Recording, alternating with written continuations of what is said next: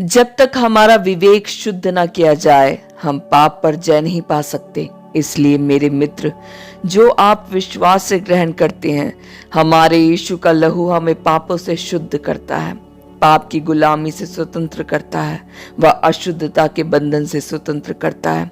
तब आपको हर प्रकार के भय से स्वतंत्रता मिलेगी। सेंतमेंट वरदान के रूप में हमें 3 चीजें दी जाती है जो प्रभु को अपने उद्धारकर्ता के रूप में ग्रहण करने से प्राप्त होती है।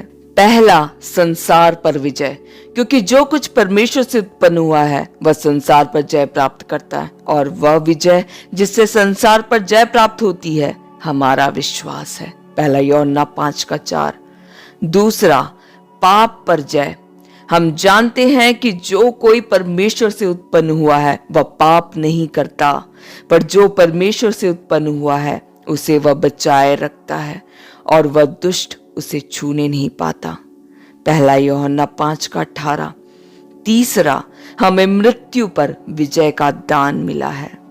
मृत्यु का डंक पाप है और पाप का बल व्यवस्था है, परंतु परमेश्वर का धन्यवाद हो जो हमारे प्रभु यीशु के द्वारा हमें जयवंत करता है। पहला यूहन्ना 15:56-57।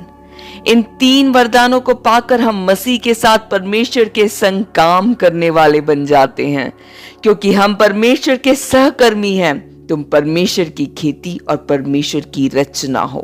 पहला कोरिन्थियों 3:9। उसके सहकर्मी होने के नाते हम उसके साथ बैठाए गए हैं, और मसीह यीशु में उसके साथ उठाया और स्वर्गीय स्थानों में उसके साथ बैठाया। इफिसियों 2:6। जो प्रभु यीशु के सहकर्मी बन जाते हैं वे ईश्वरी राज के सहभागी भी बन जाते हैं, और सभी वस्तुएं जो उसकी है उनमें सहभागी हो जाते हैं। इन सारी वस्तुओं को प्राप्त करने का आश्वासन पाकर हमारे हृदय में सिद्ध शांति है। मैं तुम्हें शांति दिए जाता हूँ, अपनी शांति तुम्हें देता हूँ।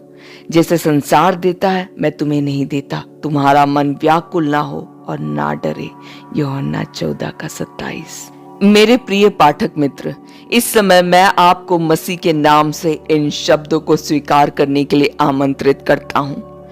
जो ही आप ये शब्द पढ़ते हैं, अपने घुटनों पर होकर यीशु को अपना प्रभु, राजाओं का राजा व प्रभुओं का प्रभु और अपना व्यक्तिगत मित्र स्वीकार करें।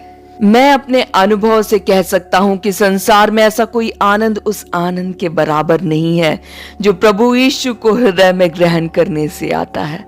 वह मेरी समस्याओं का समाधान कर रहा है, मेरे प्रश्नों का उत्तर दे रहा है, मेरे बोझों को उठाता है, परीक्षाओं पर विजय देता है, दूसरों के साथ अपना आनंद बांटने का सामर्थ्य देता है, और साथ में हर समय उसके साथ चलने, बातचीत करने तथा जीवन यात्रा में हर कदम पर साथ रहने का सौभाग्य देता है।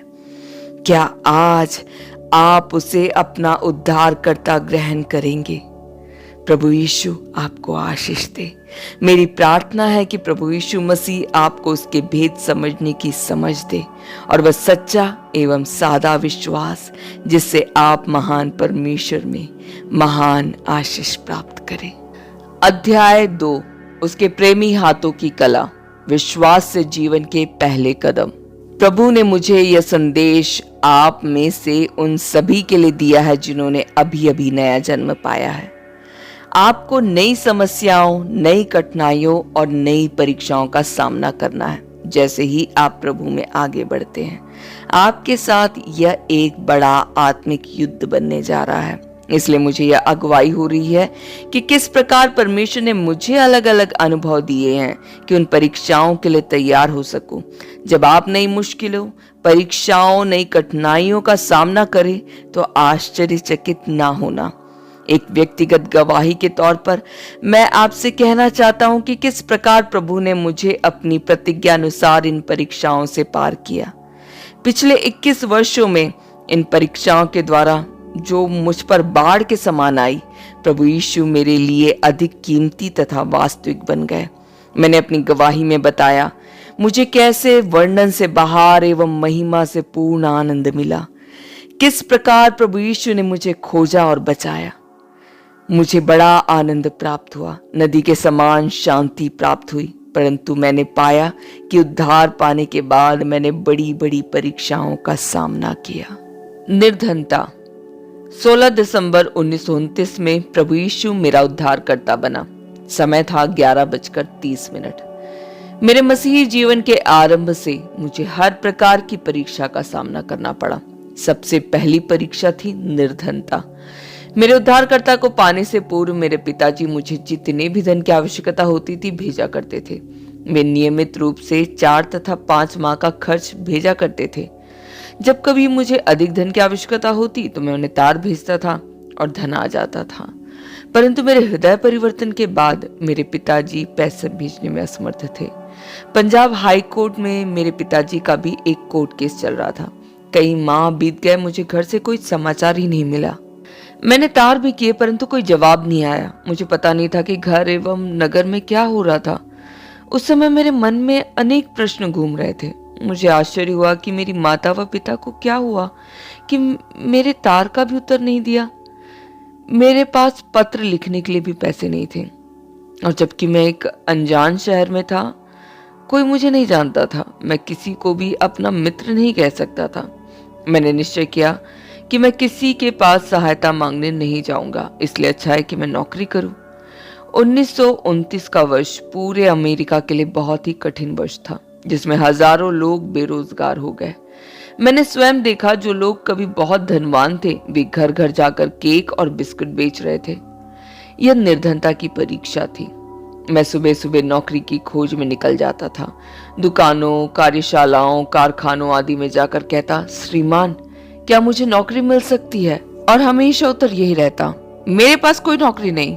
एक दुकान से दूसरी दुकान गया परंतु यही उत्तर मिलता, यहाँ कोई नौकरी नहीं। मुझे सुबह से शाम तक यही उत्तर सुनने को मिलता। महीनों तक ऐसा ही चलता रहा। 4 माह की खोज के बाद मुझे एक रसोइये की नौकरी मिल गई। यह तो मेरी पसंद का काम भी नहीं था। प्याज का पेस्ट। जब मैं इंग्लैंड से कनाडा यात्रा कर रहा था, जहाज पर मेरी भेंट कुछ लोगों से हुई जिन्होंने मुझे अपने घर में आमंत्रित किया और कहा कि उन्हें भारतीय मसालेदार तरकारी खाने की इच्छा है। यह एक मित्रवत सभा थी। मैंने 2-3 लोगों के लायक मसालेदार तरकारी बनाई। 4 माह बाद जब पुनः मेरी भेंट उनसे हुई, उन्होंने कहा कि यदि मैं उनके लिए रसोइये की नौकरी करना चाहूं तो वो मेरी मदद कर सकते हैं, और यही मेरी पहली नौकरी थी। मैं परमेश्वर का धन्यवाद करता हूं। प्रभु ने मुझे प्याज, मिर्ची और दूसरे मसालों के माध्यम से बातचीत किया। मुझे 2 बाल्टी प्याज भरकर पेस्ट बनाना था।